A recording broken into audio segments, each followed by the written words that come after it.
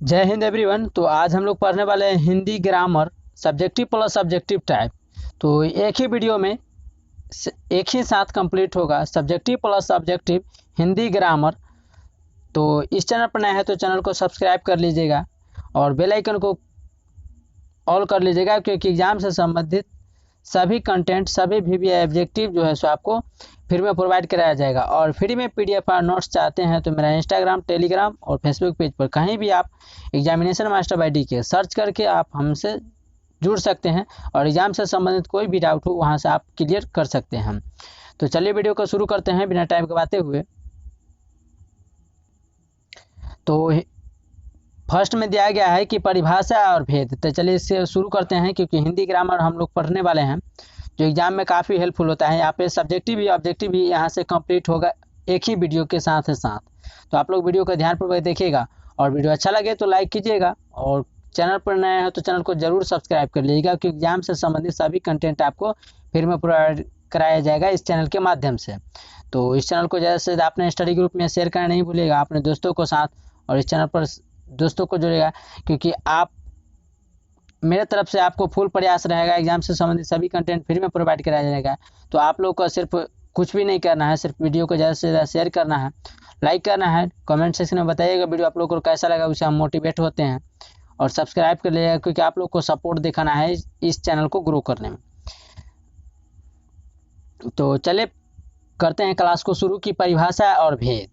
पहला हमें दिया गया कि वर्ण किसे कहते हैं। क्वेश्चन आ जाता है कि वर्ण किसे कहते हैं। ऑब्जेक्टिव में क्वेश्चन पूछा जाएगा कि इनमें से वर्ण कौन है। तो वर्ण उस मूल ध्वनि को कहते हैं। ध्वनि मतलब समझ रहे हैं ना, इंग्लिश में साउंड कहते हैं, इंग्लिश में साउंड कहते हैं और हिंदी में आवाज़ कहते हैं। ठीक है, इसी को आवाज़ कहते हैं। तो उस मूल ध्वनि को कहते हैं जिसका खंड मतलब होता है बंटवारा। क्या होता है? खंड मतलब होता है टुकड़ा टुकड़ा नहीं किया जा सके।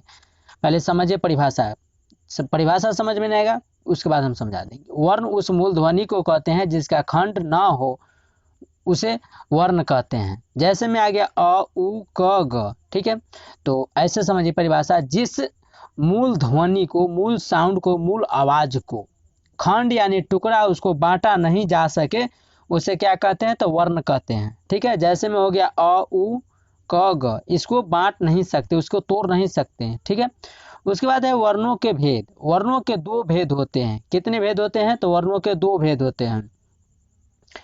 वर्णों के दो भेद होते हैं, पहला है स्वर वर्ण, दूसरा है व्यंजन वर्ण। वर्णों के कितने भेद होते हैं? तो दो। हमारे साथ बोला कीजिए, इससे जो काफ़ी बार जो है आपको हेल्पफुल होगा एग्जाम से संबंधित। अगर बोलकर पढ़ते हैं तो एग्जाम में सेम क्वेश्चन पढ़ते हैं तो आपको हिंट मिलने लगता है और आंसर सटीक हो जाता है। तो कुछ भी आप बोल करके पढ़िए। ठीक है, वीडियो को एकांत में देखिए, वीडियो को शांत में, कुछ भी पढ़िए, ध्यानपूर्वक पढ़िए जो भी पढ़िएगा। और एग्जाम आते समय आपको रिवीजन करना है, नया कुछ नहीं पढ़िएगा, उससे आपको डर अंदर जो है सो डर बना रहता है। तो वर्णों के भेद, वर्ण दो प्रकार के होते हैं, वर्ण के दो भेद होते हैं। पहले तो वर्ण पढ़ लिए, जिस मूल ध्वनि को हम बांट नहीं सकते, तोड़ नहीं सकते, खंड नहीं कर सकते, उसे वर्ण कहते हैं। जैसे हो गया अ उ क ग। ठीक है, अ उ क ग। देखिए आ छोड़ दिए, ई छोड़ दिए, उ आ गया, दो को डॉट बीच करके आया, फिर उसमें क है, ख छोड़ दिए, ग आ गया। ठीक है, तो ऐसे याद रखिएगा। उसके बाद वर्णों के दो भेद होते हैं, पहला स्वर वर्ण, दूसरा है व्यंजन वर्ण। अब है इसकी स्वर वर्ण किसे कहते हैं। फर्स्ट में दिया गया है कि स्वर वर्ण, तो स्वर वर्ण एक एक करके डिफाइन करेंगे। तो इसके पहले पढ़ते हैं कि स्वर वर्ण किसे कहते हैं। तो स्वर वर्ण वे जिनका उच्चारण, स्वर वर्ण वैसा शब्द है जो इनका उच्चारण, उच्चारण यानी कि उच्चारण मतलब हम बोलते हैं ना पढ़कर, तो पढ़िए उस जिसका जो है सब पढ़ना बिना किसी दूसरे वर्ण की सहायता के होता है उसे स्वर वर्ण कहते हैं। मानी कि ऐसे समझिए, स्वर वर्ण वैसा वर्ण है जिसका उच्चारण जो है, जिनका उच्चारण जब हम पढ़ते हैं बोलकर तो वो बिना किसी दूसरे वर्ण की सहायता से, दूसरे वर्ण की मेल से जो है सो उच्चारण होता है, उसी को स्वर वर्ण कहते हैं। स्वर वर्ण की कुल संख्या, देखिए यहाँ सब्जेक्टिव क्वेश्चन बन जाता है कि स्वर वर्ण की कुल संख्या कितनी है? 11, 12, 13, 14, 15 ऐसे दे देगा ऑप्शन में। तो आप ध्यानपूर्वक वीडियो को देखिएगा, पढ़े रहिएगा, तब ना 11 मारिएगा। तो इसका राइट आंसर क्या होगा? तो 11। तो स्वर वर्णों की कुल संख्या कितना है? तो 11 है, 11 है। आप लोग याद रखिएगा। आई होप, हमें आशा है कि आप लोग को समझ में आ रहा होगा। तो कमेंट सेक्शन में बताइएगा जो भी आप डाउट हो, आपका एक भी डाउट नहीं रहना चाहिए, ये हमारा प्रयास है और एग्जाम से संबंधित कोई भी ऑब्जेक्टिव या कुछ छूट नहीं पाया तो कंफर्म हो जाइएगा। इस बार शायद एग्जाम में जो है सभी के सभी ऑब्जेक्टिव रहेगा। तो स्वर वर्णों की कुल संख्या कितना है, तो 11 है। ऑब्जेक्टिव यहाँ से पूछेगा कि वर्णों की मूल ध्वनि को क्या कहते हैं, तो वर्ण कहते हैं। लेकिन जो है इसका वर्ण कितने होते हैं, तो वर्ण जो होता है जैसे क्या होगा, तो अ उ क ग, इसको बांट नहीं सकते। वर्णों के फिर ऑब्जेक्टिव में पूछा जाएगा कि वर्णों के भेद कितने होते हैं, 2 3 4 5 ऐसे दे देगा, तो पढ़े रहिएगा ध्यान से, तो 2 मारिएगा। क्या मारिएगा, तो 2 मारिएगा। देखिए ऐसे क्वेश्चन पूछा जाता है, आप तोड़ कर डीपली में हम पढ़ाएंगे, आप लोग पढ़िएगा ध्यान से, मजा आने वाला है। लास्ट तक देखिएगा, लास्ट में जो है सो कुछ क्वेश्चन रखें। तो स्वर वर्ण किसे कहते हैं, तो जिनका उच्चारण, जिसका बोल चाल हम जिसको बोलते हैं, पढ़ते हैं, बिना किसी दूसरे वर्ण की सहायता से हम करते हैं, उसे ही स्वर वर्ण कहते हैं। इनकी कुल संख्या 11 होता है। तो कौन कौन 11 होता है, आप लोग को डाउट होगा कि सर 11 कौन कौन सा होता है, तो वो अ से लेकर अ तक होता है। अब ये तो सभी को आता है, तो अ से लेकर अ तक होता है, जैसे कि अ आ ई उ री ए ऐ ओ औ, यहाँ तक जो होता है 11 को गिन लीजिएगा। 11 को जो होता है यही स्वर वर्ण होता है, ठीक है। अ से लेकर अ तक, अ से लेकर अ तक, ये सब वही वर्ण स्वर वर्ण है, जो बिना किसी उच्चारण की, बिना किसी के सहायता से, दूसरे वर्ण की सहायता से यह उच्चारण होता है। आई होप समझ गए होंगे। चलिए नेक्स्ट करते हैं। नेक्स्ट है कि स्वर वर्ण के भेद। अब उसका भेद कितना है। वर्ण कितने प्रकार के, 2 प्रकार के, एक स्वर वर्ण, एक व्यंजन वर्ण। अब स्वर वर्ण पढ़ रहे थे तो स्वर वर्ण के भी भेद कितना, तो स्वर वर्ण के भी भेद 2 होते हैं। एक होता है हर्षव, एक होता है दीर्घव।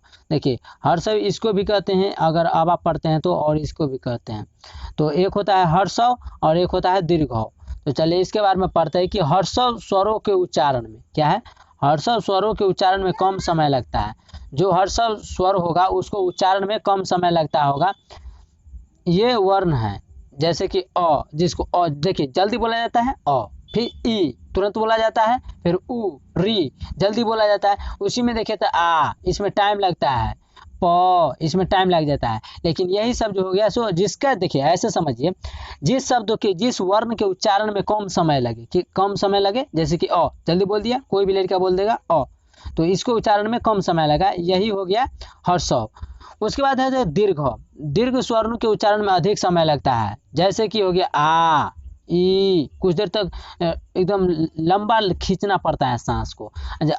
स्वर हर्षों के स्वर्णों के उच्चारण में कम समय लगता है, जैसे अ ई उ री जल्दी बोला जाता है। और दीर्घ स्वर के उच्चारण में अधिक समय लगता है, यानी कि बोलने में, उच्चारण मतलब होता है बोलना, तो बोलने में अधिक समय लगता है, जैसे कि आ कुछ लंबा खींचना पड़ता है। उसके बाद है ई, इसको भी लंबा खींचना पड़ता है, उ ए ऐ ओ औ, ये सबको लंबा खींचना पड़ता है। नेक्स्ट है व्यंजन वर्ण। दूसरा आता है व्यंजन वर्ण। कितने प्रकार का था, तो 2 प्रकार का, एक स्वर वर्ण, एक व्यंजन वर्ण। तो स्वर वर्ण के भी 2 भाग होता है, 2 भेद होता है। एक होता है हर्षव, दूसरा होता है दीर्घ।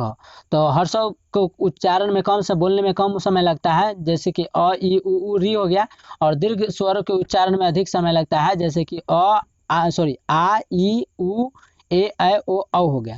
उसके बाद आता है व्यंजन वर्ण के 2 भेद, तो एक स्वर वर्ण, एक व्यंजन। तो व्यंजन वर्ण पढ़ते हैं कि व्यंजन वर्ण उन वर्ण को कहते हैं जिनका उच्चारण स्वर्णों की सहायता से होता है। और स्वर वर्ण का उच्चारण जो है वो किसी की सहायता से नहीं उच्चारण होता है, लेकिन व्यंजन वर्ण का जो उच्चारण होगा, बोला जाएगा, वो स्वर वर्ण के ही मिलाकर बोला जाएगा।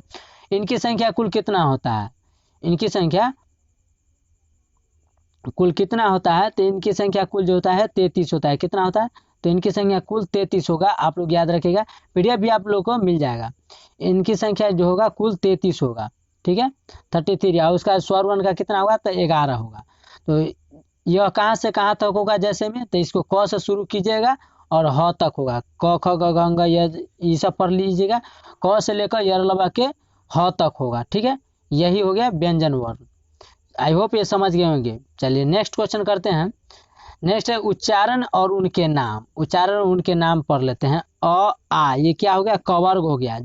और ह, और यह क्या हो गया, तो विसर्ग हो गया। इसका उच्चारण कहाँ से होता है, तो कंठ से होता है, इसीलिए इसे कंठस्थ कहते हैं। जिसका उच्चारण, जिसको बोला जाए कंठ से, उसे कंठस्थ। जिसका तालु से बोला जाएगा उसे तालव्य कहते हैं। तो इनमें से कौन हो गया? तो अ आ क वर्ग है और ह और विसर्ग है। ह क्या है? विसर्ग है। इसका उच्चारण कहाँ से होता है? तो कंठ से होता है, इसीलिए कंठस्थ है। नेक्स्ट है कि ई चवर्ग है। ई क्या है? चवर्ग है। और य और तालव्य स, ये क्या है? तालु से बोला जाता है, इसलिए इसे तालव्य कहते हैं। नेक्स्ट है री टवर्ग है। री टवर्ग है। और र और मूर्धन स, ये क्या है? मूर्धा यानी तालु का ऊपरी भाग है, इसे मूर्धन्य कहते हैं। क्या कहते हैं? मूर्धन्य इसका नाम है उच्चारण की दृष्टि से। उसके बाद लुरी तवर्ग है। यह क्या से? जीभ से बोला जाता है, इसलिए लुरी। त ल और स, ल और स यह क्या है? दंत से बोला जाता है। ल देखिए जीभ टकराता है दांत में और स में भी, तो इसीलिए इसे दंत से यानी कि दंतस्य से कहते हैं, दंतस्य। नेक्स्ट होता है उ और उह और पवर्ग। ये क्या है? तो पवर्ग है इसका वर्ण, और यह उच्चारण की दृष्टि से देखा जाता है ओष्ठ से बोला जाता है, यानी कि ओठ से बोला जाता है, इसलिए ओष्ठस्य कहते हैं। नेक्स्ट है अंग, यहाँ टवर्गिन और न और म तथा अनुसार बिंदु है। क्या है? अनुसार बिंदु है। यह जो है सो नाक से बोला जाता है, इसीलिए नासिक यानी कि अनुनासिक नाम ऐसा बोला जाता है। नेक्स्ट है ए आई, यह कंठ प्लस तालु दोनों से बोला जाता है, इसलिए इसे कंठ तालव्य कहते हैं। क्या कहते हैं? इसलिए इसे कंठ तालव्य कहते हैं। नेक्स्ट है ओ कंठ प्लस ओष्ठ से बोला जाता है, कंठ प्लस ओठ से बोला जाता है, इसलिए कंठस्थ से बोला जाता है, इसलिए इसे कंठस्थ बोला जाता है।